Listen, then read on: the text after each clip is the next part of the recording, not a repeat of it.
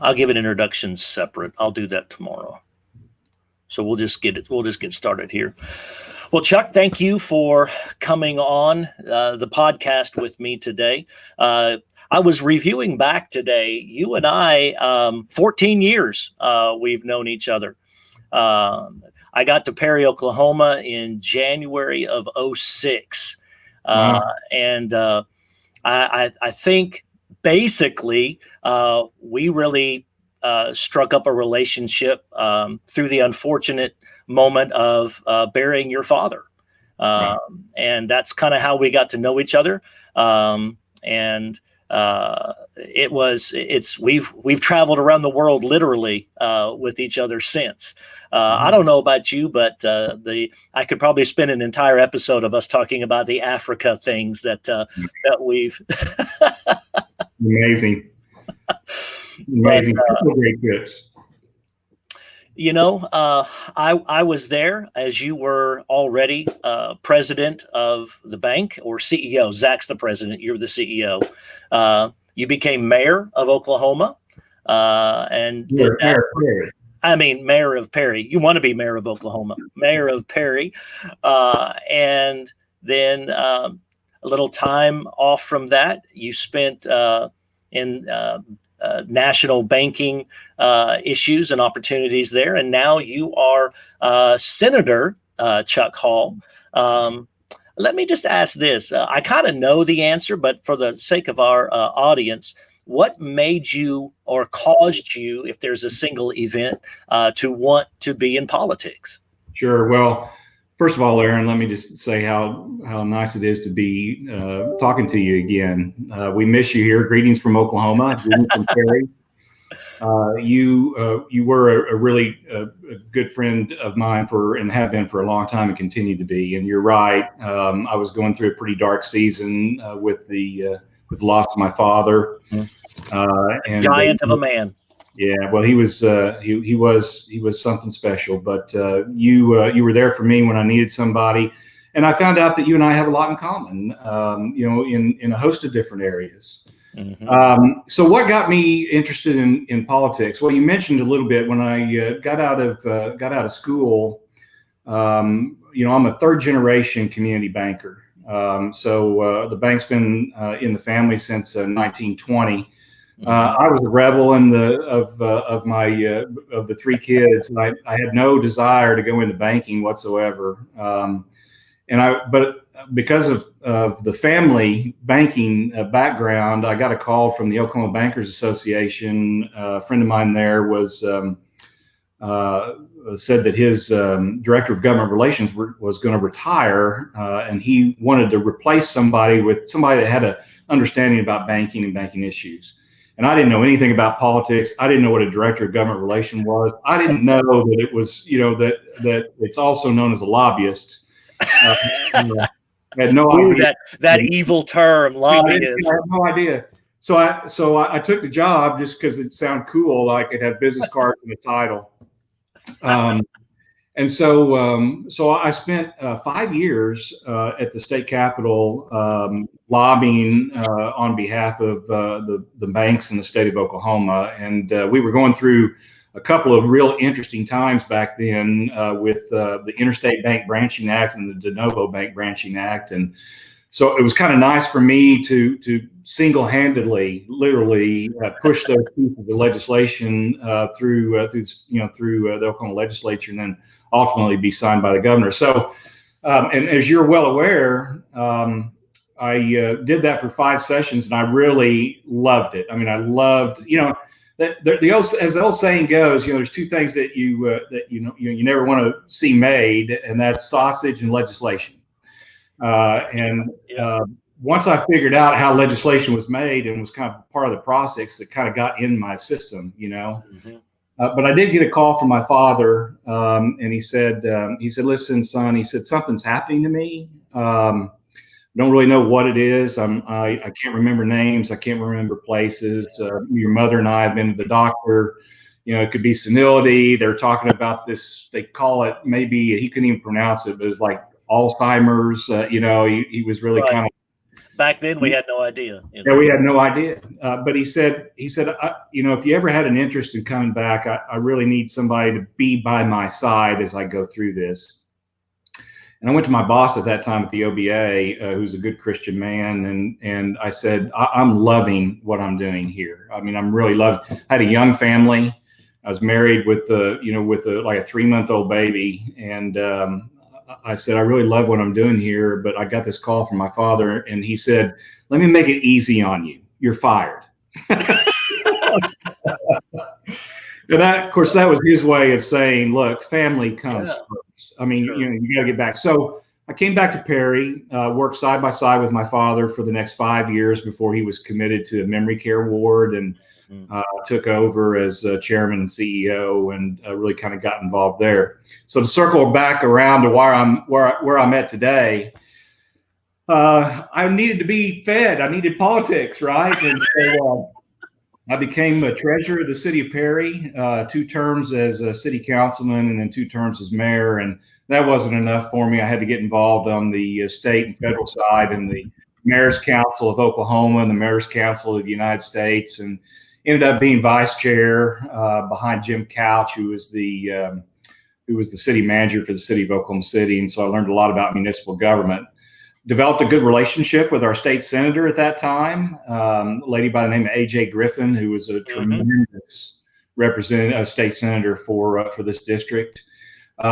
She wanted to go back into the private sector, and so she called me and said, "Listen, I'm getting ready to announce to my caucus that I'm not going to seek a 3rd term, and I need to give him a name, and I want to give him yours." And I was a little caught off guard. I was given about 48 hours to make a decision to run for Senate.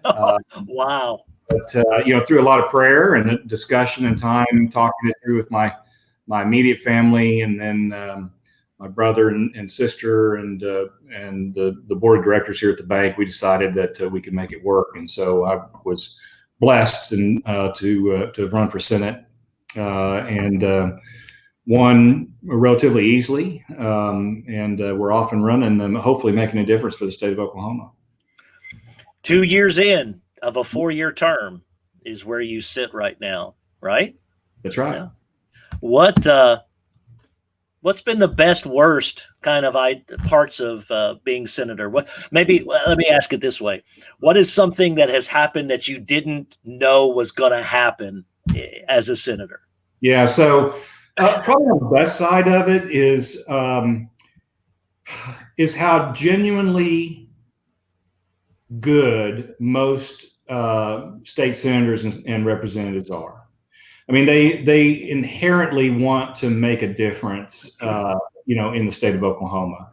All of us get calls from constituents that are mad at us about something, or they're happy with us about something. We're constantly. I get that. I understand. You get that. We're vilified. But I got to tell you, by and large, almost without exception, most legislators are there for the right reasons.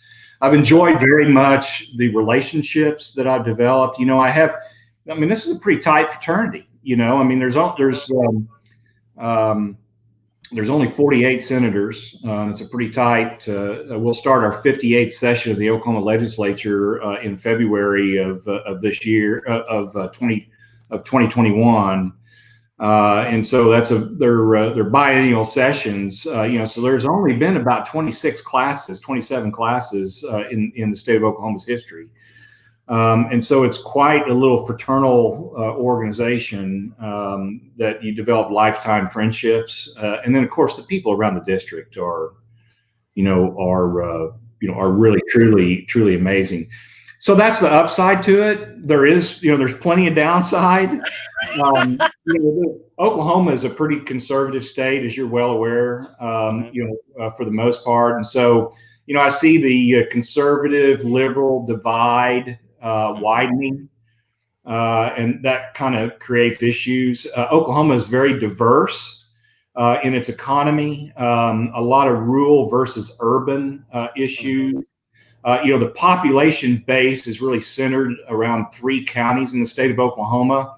And then there are 74 other counties that are predominantly rural.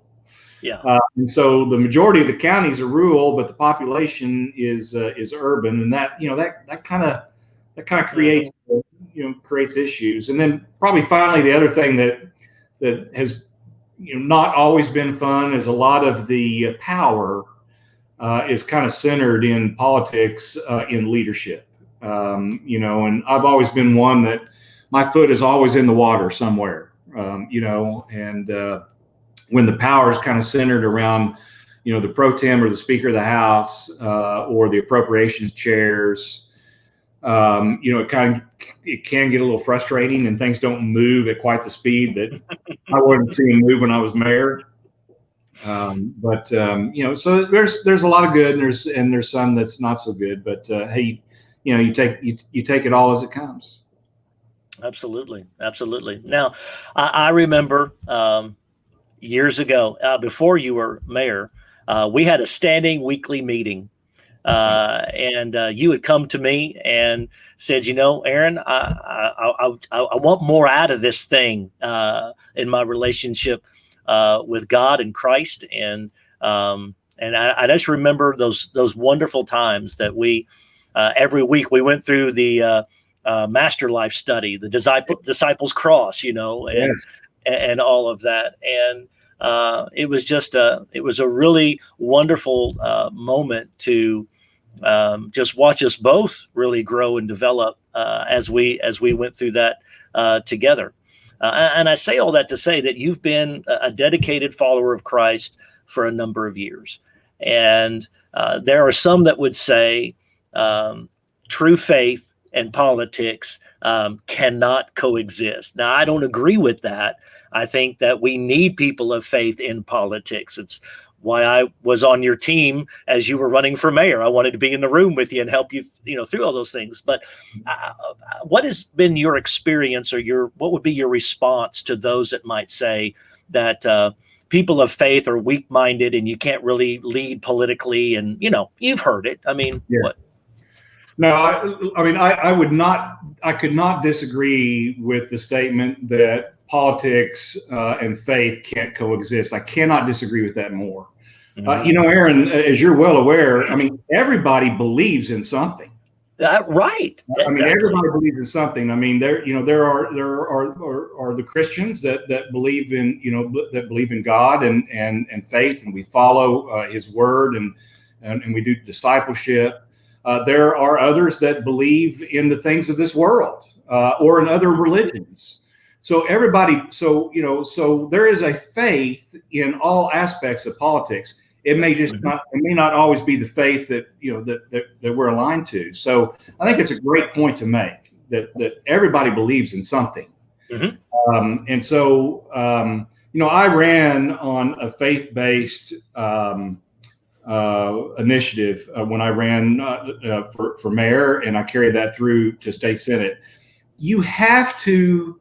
You can't separate who you are privately with who you are publicly. You are who you are, mm-hmm.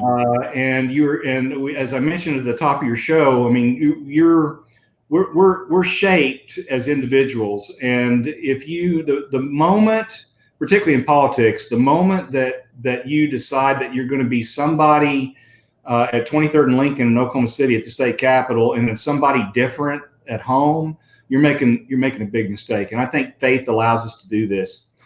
You mentioned the times that you and I spent on these weekly discussions. I had a pastor one time tell me that if you'll show me your friends, I'll show you your future. Mm-hmm. And that really resonated with me, that we as Christians really need to center ourselves around followers. We need to be constantly lifted up and supported by each other. That's what, that's where our faith grows. From the day that I accepted Jesus Christ as my Lord and Savior, that was the start of my walk with Christ. Mm-hmm. That's not the ending. That's the beginning. Exactly. And as you and I spend a lot of time discussing, I was looking for more. I was really, really seeking a deep, deep relationship with God.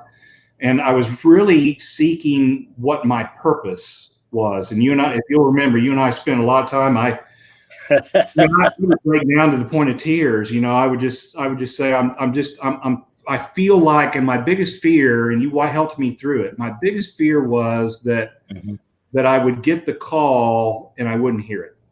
That was my biggest fear. And I just really worried about that for a long time. And what it came down to, Aaron, and you and I built on this with our breakfast that we had. But what it came down to is I had to be willing to submit. And that's kind of been my word throughout this new season in my life is submit. You have to be willing to really to submit that I'm going to accept, God's plan, God's place, God's purpose for my life. I'm not going to worry. I got to write that down. That'll preach, man. That's just one of those things that I can't control. The control. I tried to control too many aspects of my life, and once I agreed to submit, it's just such a powerful word to me. It really. When do you think you did that? Yeah. So, is there a moment, or was it a process? Let's talk about that a minute. Yeah. So, I think the moment really was. So I was a sitting mayor when this is another piece of my resume that you and I didn't talk about. But you mentioned that I got involved in some federal banking stuff. I got a call from the Federal Reserve who wanted me to serve on their board of directors. And I couldn't serve as mayor of Perry and be on the Federal Reserve Board at the same time. And so I was really struggling with the decision to resign my position as mayor and take this very prominent role in national in national politics with the Federal Reserve. And my first inclination was, I don't care. This is great for me. Me. It's all about me. And I think I actually even called you. I think you were down in Texas, but I gave you a call and I said, look, I'm really, really struggling with this. This is a big decision for me. I remember. Yeah. And you and I talked this through. And once I didn't make it about me, once I made it about submitting, and these things are kind of put in your path for a purpose, and you take steps of faith. And I just felt like it was so remote, so far removed that they would seek out a little community banker in Perry, Oklahoma to serve in this role that I thought it was God, really putting me in a new position to prepare me for something greater.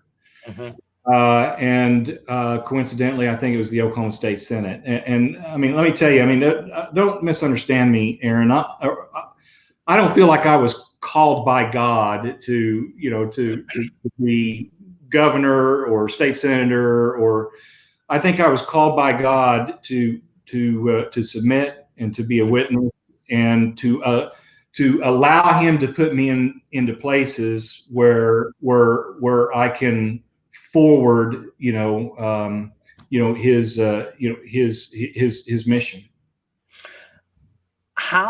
How do you feel like you are forwarding His mission right now? Yeah.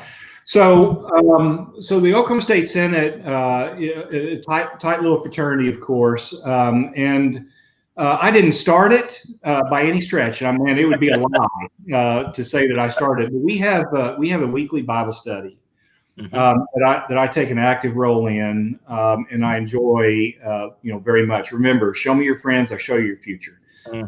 We need to center ourselves around other believers, so when you can start the week in a room with other believers that are all supportive and we're working together, it goes a long way. And I'd like to think that they get from me as much as I get out of them. It's a good partnership. I also think I'm making a difference from a persona, kind of a public image. Listen, we're all human, and we all sin, and we will all fall short. And I do it regretfully daily. I'm far from perfect, but I can aspire to be. Sure. And I can always aspire to try to be more Christ-like. And what's helped me is in the times where I get frustrated, when I get angry, when I'm willing to lead and nobody's following, it really helps that I can remain calm, that people can see me being hopefully reserved and measured in my thoughts and my comments. And if we could all work in a world, or let's bring it down smaller, into a state or inside of a community or inside of a church, where we can all be humble, where we can be thoughtful, where we can be merciful, then I think we can all be better people. But it starts with our leaders. We looked in them for leadership, and how they lead, is an example. And so I do my absolute best to be that example, but I will fail, and I oh man, oh yeah, and we all do. We all do. Sure. It's probably some of the most humbling moments is the recognition of the failures. So, amen. That's right. Talking about your faith, and as it's helped you to develop a more measured response time in your own life.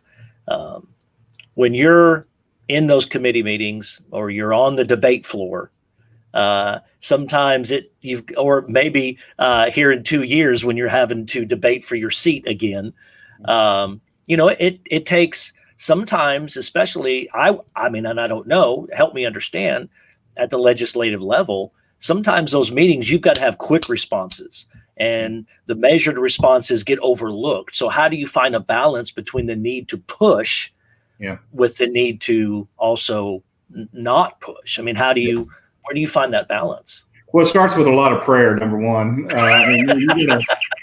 It starts with a lot of prayer. My day begins with asking God to help me to be the best I can be, and to give me the words and the wisdom when called upon. And so I begin and end my day with that very with that very prayer. Don't take anything that I said from not having a desire to be passionate. I mean, you have to be passionate. And Sure. I'm a Republican conservative. I'm a proud flag bearer. I believe in smaller government and fiscal responsibility. And so you will see me on the floor of the Senate and in committee rooms and in my meetings around the state of Oklahoma, passionately defending, what is important to me. I think you have to be prepared. Always be prepared. And I know you have a son that's an Eagle Scout, I think, right? No, right? he's not Eagle Scout, but he's.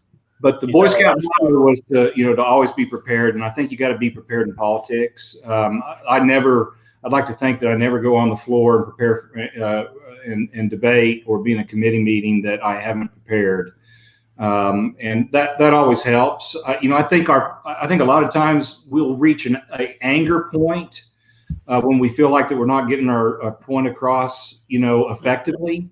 And I really believe that comes from an inadequacy to prepare. So I'd like to think that I'm prepared, and that helps.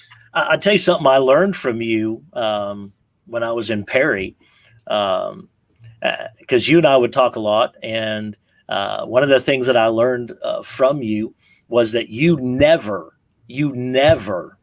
went into a city council meeting where you didn't have all the answers to the questions before you asked them.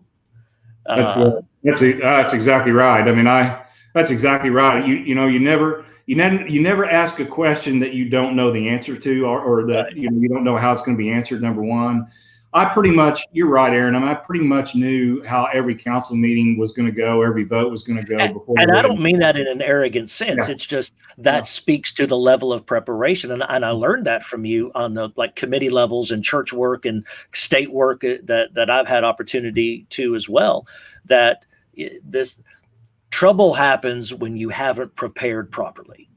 And when you're unable to build consensus. We need to be consensus builders. And that's in all aspects. I mean, it really is important in government, of course, to build a consensus. But it is that way in church, in the church too. I mean, we need to build a consensus. That's where the foundation, lifts up from. And so, I would like to think that I'm a consensus builder. I worked the council prior to the meeting. It makes for good television when the council fights. But it doesn't make for good government. No. This is government, not a hockey match. That's right. That's exactly right. So let me ask this question because you've got me curious now. Yeah. Just trying to get the inner workings of faith and politics. So you have a weekly Bible study that you go to, and we're not calling names. We're not going to name names. But has there been a time where you were next to the person, you're praying for the government, you're praying for the state, you're praying for each other, but you find yourselves 3 hours later on the opposing side of a debate? Yeah. How does that work? Yeah. So it's with the people that I was in the same room with. Yeah. Yeah. It happens. I mean, it happens frequently. So listen, good legislators. This wasn't on the list. I'm sorry, I couldn't prepare for this. Yeah, that's right. Good legislators are gonna fight the battle, and sometimes you're gonna win, and sometimes you're gonna lose. The good legislators, we walk out of those halls, as friends and as colleagues. I don't know whether I'm in the banking business, whether I'm in city government or state government or federal government. You're always going to have somebody that disagrees or has an opposing side. Sure. I think it's important to us to be good listeners. I think if you're passionate about something, if I lose a debate or if I lose a bill, it's because I didn't prepare. I mean, I'm telling you, I'm on the side of the angels with everything that I do. Like I am. My legislation is pure, Aaron. I'm telling you, it's pure. Oh, yeah. Everything Chuck wants is right, of course. That's right. It's right. If everybody would just pay attention, we'd be. That's right. That's right. That's exactly right. It's funny you say that. When I resigned from the mayor, they named a street after me, and they called it Chuck's Way. Oh, that's pretty good. Because did it lead to the highway? Because it's it led to the highway. That's right. So, but seriously, back on your point. We have to be colleagues at the end of the day, and we have to be friends. And and good, healthy debate is worthwhile. It makes the state stronger. I mean, I can't always foresee everything that may come from my actions, and nor can the other side. And so that's where debate happens. Those questions are asked that you might not have even thought of before. So it's important. And so, man, the next day or the next week when we're in Bible study, I mean, it's about growing ourselves and growing our faith and being there for each other. And we check business, at the door. But it doesn't mean that we don't have tough issues and tough discussion and tough debate. But man, I mean, people of faith can disagree, but you don't have to be disagreeable. Wait, I mean, what? That's right. What? You heard right. You can It's disagree, true, but you don't have and I to be wish disagree. more would understand that. Yeah, that's right. All right. I know when you first got in, but for the record, you never told me anything I wasn't supposed to know. But you asked me to pray about a lot of things. Because you have sometimes some hard decisions that you've had to make. You've had, I know, legislation at the Oklahoma level. You guys have gone through, if I understand it, different levels and styles of gambling issues that are wanting to come into the state or wanting to expand in the state. You've had the CBD issue, the medical versus the non-medical, and liquor by the drink again, I think rose up. Man, you've had a lot of things the last couple of years. What decisions have you found to be some of the hardest legislative decisions to make in these couple of years? Yeah. So for me, Aaron, the social issues are difficult, and they're rampant today. And you named a few. With the gambling, we restructure our liquor laws in Oklahoma. I mean, we're selling alcohol on Sundays now and in grocery stores. We are seeing the racial divide that is impacting our states and our country. We have mental health issues. We have the police issue that's going on. Oh yeah. We continue to debate sexual orientation and benefits to the gay and lesbian community. We talk a lot about Roe versus Wade and the abortion issue. These are all serious issues that are challenging, and they can be challenging. It's challenging for faith leaders. I know it's challenging for you and how you approach that. It's challenging for me. These are difficult decisions. It's things that we have to deal with.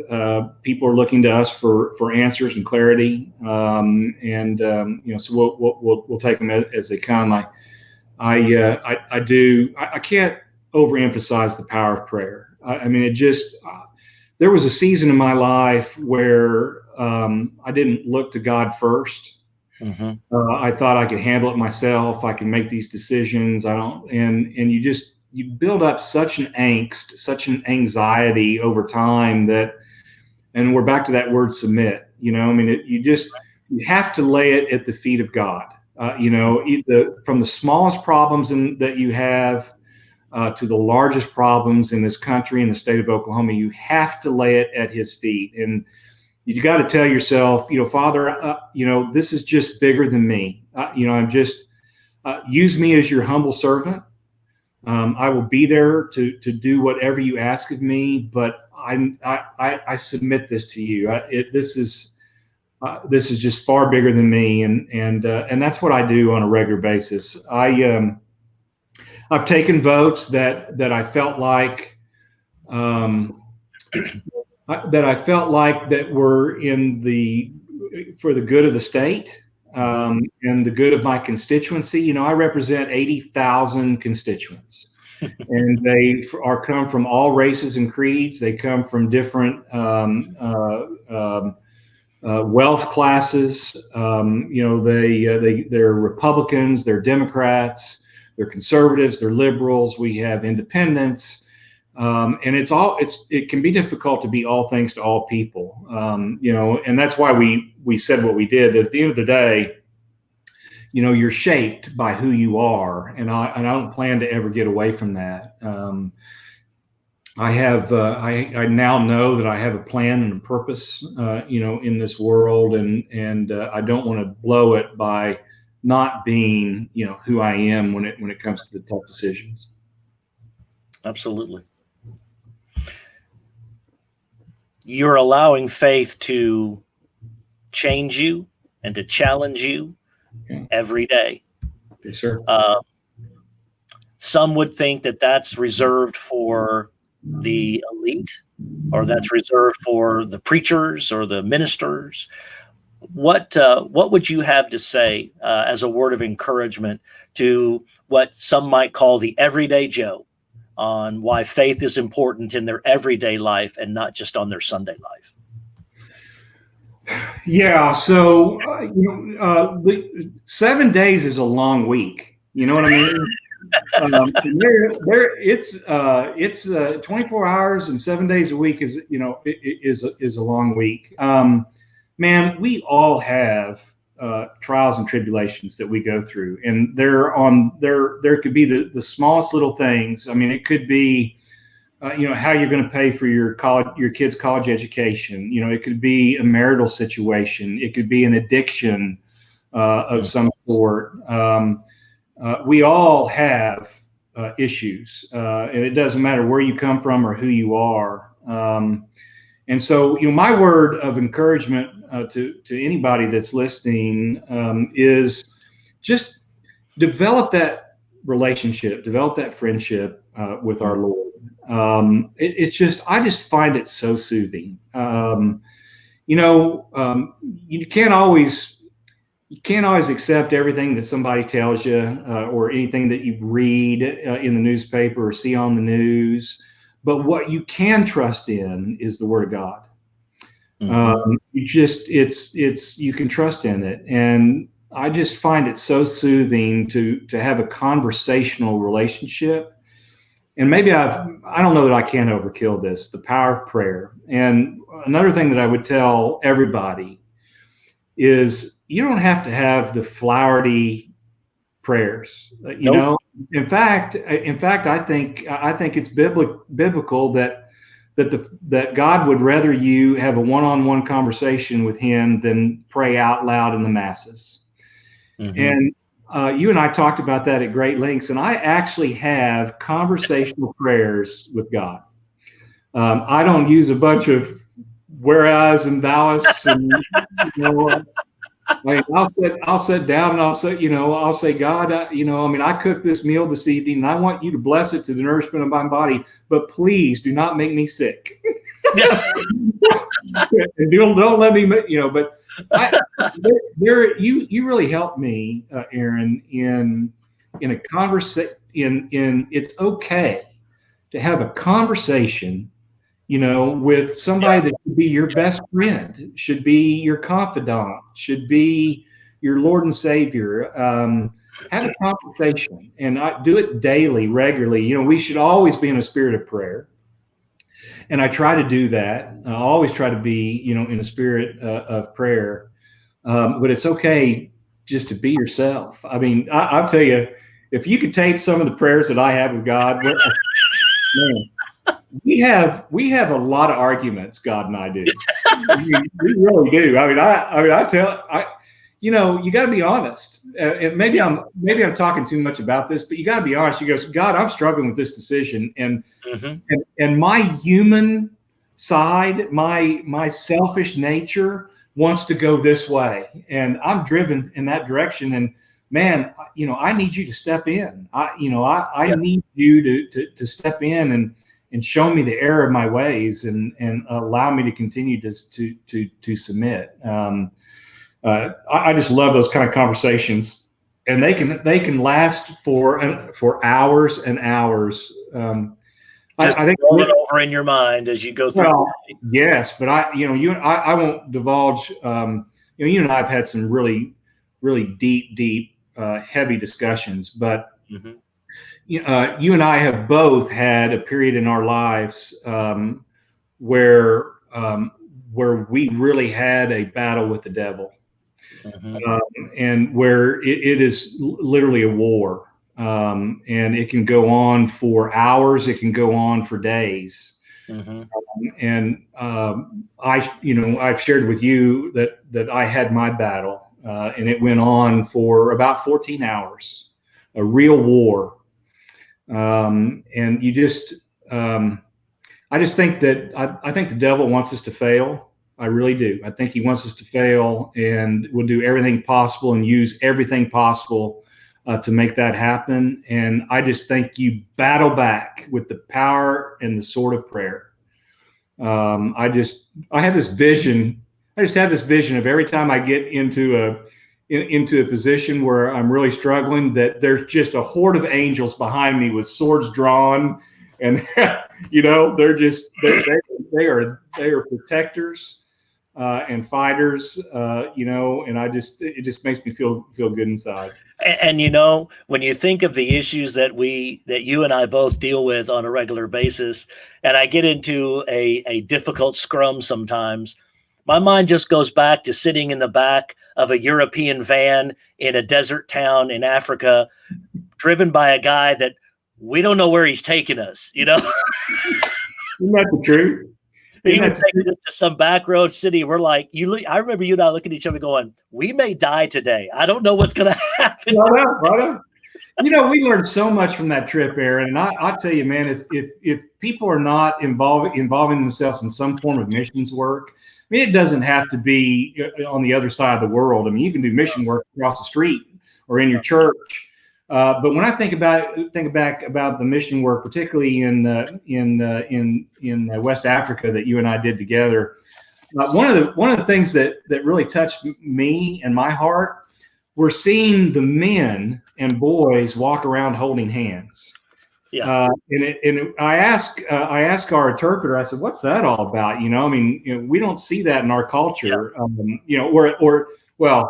We see it, but we question it. Right. So, it wasn't a commonality like it is. Not a commonality. And so I asked, I said, "What's that all about?" And he said something I've never forgot. He said, it's the dependency on each other to survive. They depend on each other and they develop such a close relationship. That person that they're holding hands with, may be the one that's responsible for watering and fertilizing the crop. And the other person is the one that's responsible for harvesting the crop. Mm-hmm. And so they're dependent on each other, for their livelihood. And man, just think if we could get, if we could just have the kind of relationship where we're dependent on each other for growth, for our spiritual growth, how much better we would be. Man, it's exciting to think about those trips we took. I really enjoyed that. Oh, it was awesome. So, all right, Chuck, you got 2 years left on this term. Yeah. What's next for Chuck Hall? You're looking at, Stitt can't be there forever. Every 4 years you got to turn over at the national level. I mean, has God enlightened you in any capacity in those things, or we're just good where we are? Well, I feel, first of all, you never say no in this business. You never say never. You tried, and we see what happened. I'll never be governor. I'll never be president. I'll never be a congressman. You never say never, but I'm quite comfortable right now in my role as state senator. I've got, like I said, 80,000 constituents that believed in me and sent me up there to make a difference in their lives in the state of Oklahoma. And I'm committed to that. I'll take it a day at a time. I always am learning. There's a lot to learn about government and how the process works and how the state is funded. I'm an insider, and I can't imagine really how the average Joe, goes about getting state services or understands the political process because it is complex and burdensome. So I'll continue to learn. I'll continue to be the best legislator that I can. I'll continue to pray and submit to God, and we'll see where it takes us. Chuck, thank you for sharing your life and your faith and your leadership at the state level. I appreciate your honesty and just sharing with us how God's working in your life today. My pleasure. Thank you, Aaron.